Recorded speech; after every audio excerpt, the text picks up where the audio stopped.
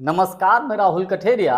तमाम राजनीतिक विश्लेषक ये बोलते हैं कि कांग्रेस पार्टी में भारतीय जनता पार्टी के स्लीपर सेल्स बैठे हुए हैं। इस बात को नेता प्रतिपक्ष राहुल गांधी जी भी खुलेआम स्वीकार कर चुके हैं कि कांग्रेस के भीतर बीजेपी के स्लीपर सेल्स हैं। लेकिन इस बात को अब और अधिक पुष्टि मिल गई है, अब और अधिक बल मिल गया है। मध्य प्रदेश कांग्रेस में एक बड़ा खुलासा हुआ है और खुलासा तो मध्य प्रदेश में हुआ है कांग्रेस पार्टी को लेकर, लेकिन पूरे देश की कांग्रेस में हड़कंप मच गया है। मध्य प्रदेश कांग्रेस के एक पूर्व कद्दावर नेता रहे जिनका नाम है दामोदर सिंह यादव।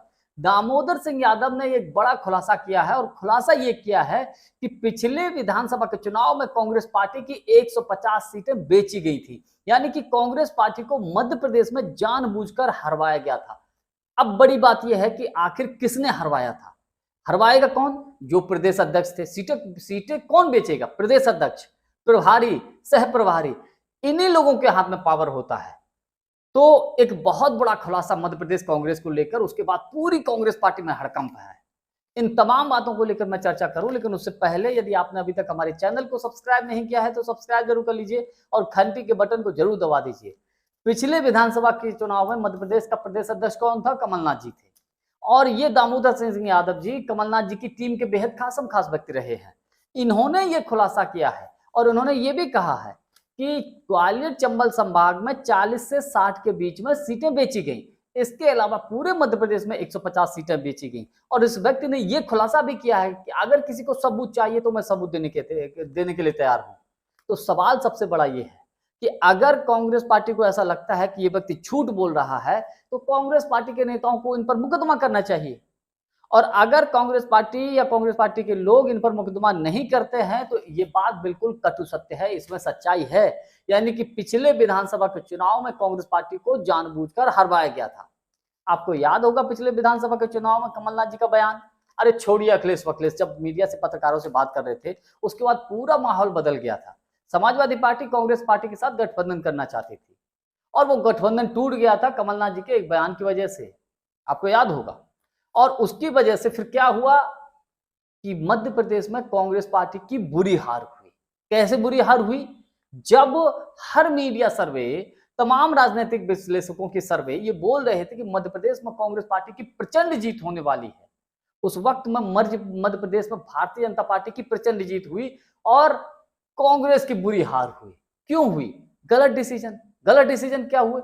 टिकटें बेची गई। अगर इस बात में दम है, टिकटें बेची गई, तो जो भी जिम्मेदार लोग हैं उन पर कार्रवाई होनी चाहिए। मध्य प्रदेश में कांग्रेस को कैसे बर्बाद किया गया, ये मैं एक छोटा सा एग्जांपल देता हूं। मेरा अपना व्यक्तिगत मानना यह है कि हो सकता है ज्योतिरादित्य सिंधिया जी कांग्रेस पार्टी को न छोड़ते, लेकिन ज्योतिरादित्य सिंधिया को जानबूझकर इतना परेशान किया गया कि मजबूरन वो छोड़कर गए।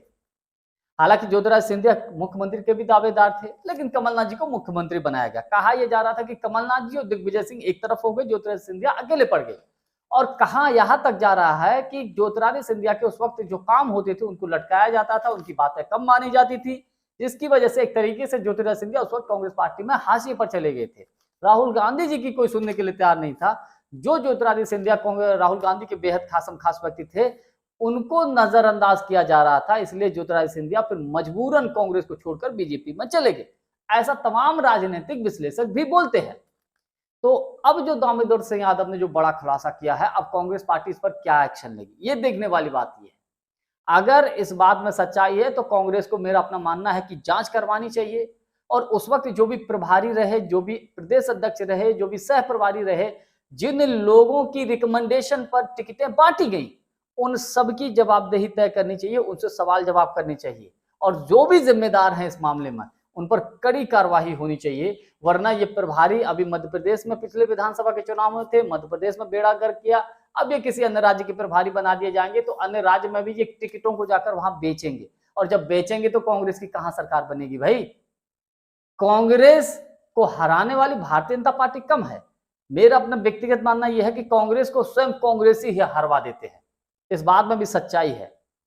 लेकिन देखने वाली बात यह है कि जो मध्य प्रदेश को लेकर खुलासा हुआ है, इसमें कांग्रेस पार्टी क्या एक्शन लेती। इस पूरे मामले पर कांग्रेस पार्टी शांत है, बिल्कुल शांत बैठी हुई है। आने वाले वक्त में क्या होगा ये आने वाले वक्त में ही पता चलेगा। जानकारी हमारी आपको कैसी लगी कमेंट्स करके हमको जरूर बताइएगा। बहुत बहुत धन्यवाद। नमस्कार।